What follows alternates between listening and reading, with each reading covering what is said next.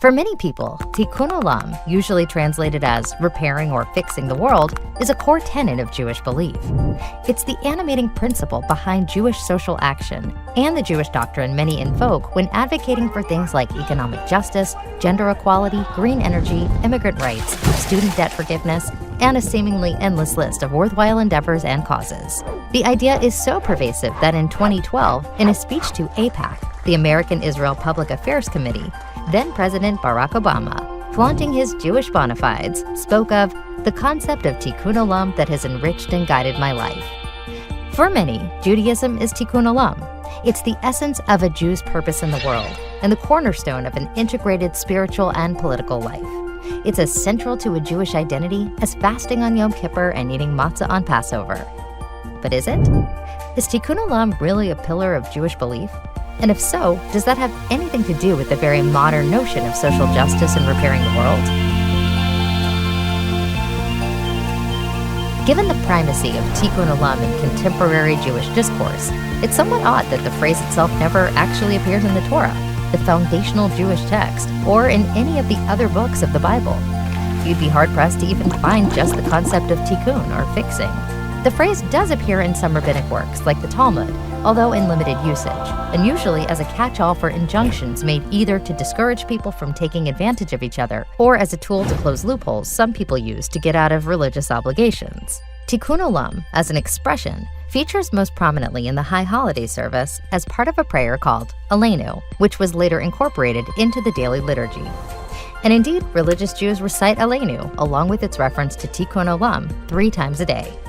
But when taken in context, you might be surprised to see how it's used. And therefore we put our hope in you, God, that we may soon see your mighty splendor to remove all idolatry from the earth, for false gods to be completely cut off, and to perfect the world, or in other words, Tikkun Olam, with the kingdom of God.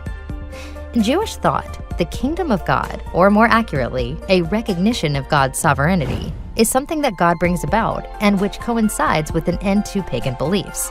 More importantly, this kingdom isn't necessarily dependent on man's actions, but is rather something more ethereal or divine.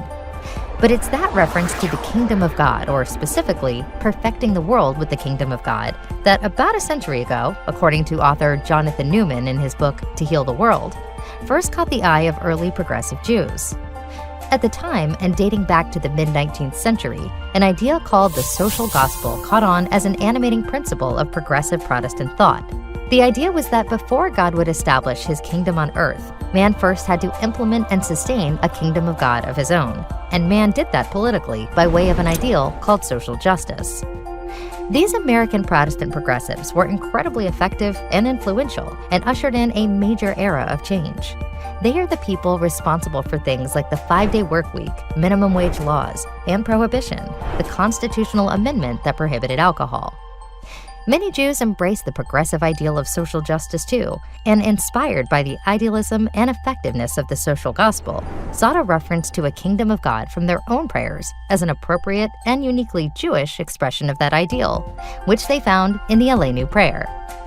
Over the years, the phrase stuck, although as times changed and progressivism took on a less religious or more secular bent, the emphasis shifted away from the kingdom of God to focus more on the idea of fixing the world. Which brings us to today.